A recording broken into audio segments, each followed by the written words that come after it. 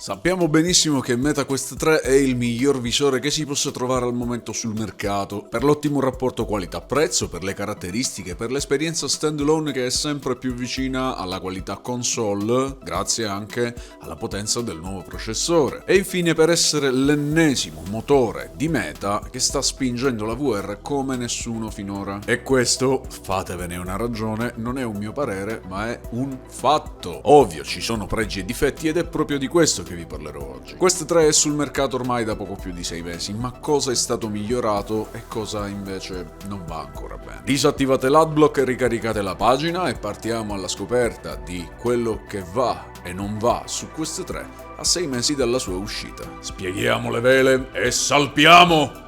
Allora, partiamo subito da ciò che non va, così se siete tra quelli che scassano le palle dicendo che ne parlo solo bene, almeno saprete che sto anche criticando e sottolineando i difetti di Quest 3. La realtà mista di Quest 3 sarebbe dovuto essere il punto di forza maggiore di questo visore e in realtà è quello che funziona di meno. Si nota ancora un'eccessiva distorsione geometrica nel pass-through e l'occlusione, che è stata implementata a dicembre, non viene ancora utilizzata dalla stragrande maggioranza degli sviluppatori nelle loro app. Poi c'è la mappatura dell'ambiente, che essendo ancora a una risoluzione troppo bassa, la sovrapposizione di elementi virtuali a quelli reali, non è sempre un bello spettacolo. Tuttavia però proprio questo mese c'è stato un miglioramento al pass-through, è stato migliorato il gamma, l'esposizione, quindi adesso gli schermi non risultano più luminosi tanto da non poter essere letti, e la visione in generale è meno rumorosa, quindi c'è meno granulosità nell'immagine. È stato risolto inoltre un piccolo problema che spesso faceva perdere la memoria delle stanze, infatti dalla V62 Quest 3 adesso è in grado di ricordare più ambienti. Un'altra caratteristica che è stata sbandierata ai 420 è la possibilità di tracciare la parte superiore del corpo attraverso le telecamere laterali. In pratica, tracciando spalle, gomiti e polsi, il visore è in grado di riprodurre in maniera più realistica la parte superiore. Questo sistema di recente è stato ulteriormente migliorato perché inizialmente si trattava di una stima fatta dal visore in base all'ultima posizione registrata dei vari punti di ancoraggio, mentre adesso la posizione delle braccia del corpo dell'avatar rispecchia la posizione del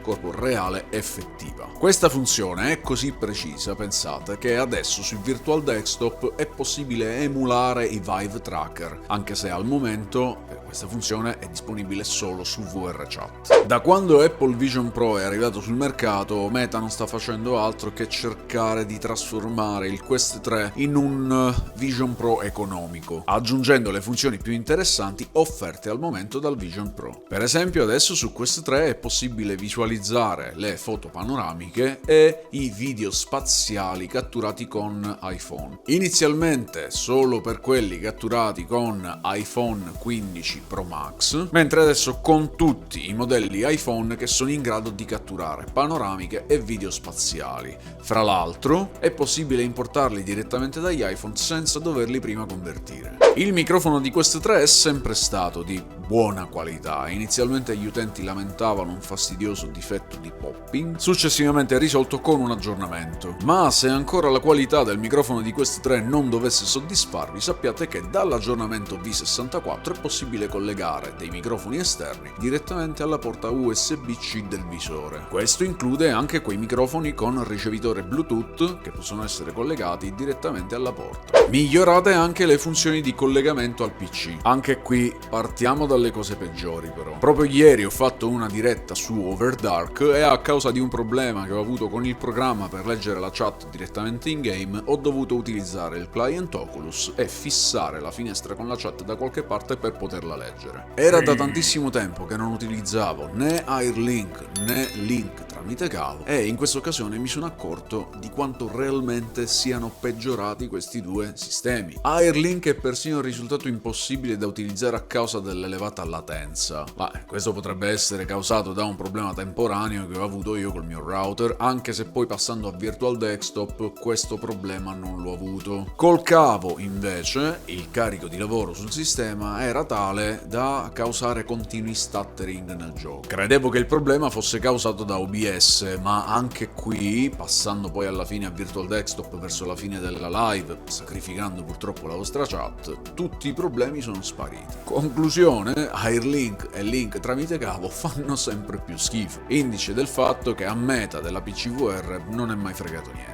Tuttavia, per fortuna, lo stesso Virtual Desktop, nonostante già fosse ottimo, addirittura già dalla sua uscita, è stato ulteriormente migliorato negli anni e non ci sono soldi mai spesi meglio per l'acquisto di Virtual Desk, che a proposito, se volete acquistare col 25% di sconto, potete farlo utilizzando il link nel primo commento per entrare nel gruppo Telegram, dove troverete tutti i miei giochi al 25% di sconto, compreso Virtual Desk. Intanto Valve ha rilasciato un'app gratuita ufficiale, Steam Link, rendendo la connessione tra Quest 3 e SteamVR facile come aprire un'app, anzi è proprio quello che bisogna fare. Basta aprire l'app Steam Link e fare partire il gioco direttamente da lì. Ci sono stati molti miglioramenti sulla risoluzione, soprattutto rispetto all'inizio, e ormai non si sente neanche più parlare dei presunti problemi alla batteria che secondo alcuni utenti durava meno di un'ora, problema personalmente mai riscontrato. Infine Quest 3 sta cominciando a mostrare i muscoli del suo processore, l'XR2 Gen 2, visto che sta cominciando a lasciare indietro i visori precedenti, Quest 2 e Quest Pro. Infatti proprio quest'anno è previsto il lancio di alcuni giochi che saranno giocabili solo su Quest 3, alcuni saranno proprio delle esclusive, come per esempio Batman Arkham Shadow, mentre altri come Alien Incursion saranno multipiattaforma perché avranno anche una versione PCVR e PSVR 2, ma per quanto riguarda i visori Meta saranno giocabili solo su Quest 3. In conclusione, Meta è davvero il miglior visore attualmente disponibile sul mercato, soprattutto grazie all'ottimo rapporto qualità-prezzo, con tutte le funzionalità e possibilità che offre a una spesa relativamente accessibile che è di circa 600 euro. Per chi vuole un prodotto longevo e che funzioni a dovere anche come prima esperienza di VR, è un acquisto sicuro di cui difficilmente si potrebbe rimanere delusi, a patto che non abbiate pretese troppo elevate e che sappiate cosa state acquistando. Infine, è vero che il prezzo di Quest 2 è stato abbassato sotto i 300 euro, ma ormai, con l'arrivo di giochi che potranno essere giocati soltanto su Quest 3, è un acquisto un po' in ritardo coi tempi. E soprattutto con l'arrivo imminente di Quest 3S, che offre le stesse caratteristiche di Quest 2, ma con lo stesso processore di Quest 3, e probabilmente con un prezzo molto vicino addirittura a quello di Quest 2, la scelta migliore da fare al momento è quella di attendere. Ammainate le vele! Siamo giunti a destinazione e vi ringrazio per essere arrivati fino alla fine di questo viaggio. Lasciate un like al video, iscrivetevi e continuate a seguire. Se volete lasciare qualche doblone nel forziere della baia potete farlo utilizzando il tasto super grazie sotto al video. Nel primo commento e in descrizione trovate i link per acquistare Quest 3 su Amazon e utilizzando questi link mi offrirete da bere a costo zero. E inoltre trovate anche il link all'altro gruppo Telegram per venire a fare baldoria insieme al resto della marmaglia e altri link per l'acquisto di accessori VR delle migliori marche con tanto di codice sconto. Dal vostro capitano Ben è tutto, vi aspetto nella baia. Un saluto marmaglia. Oh oh!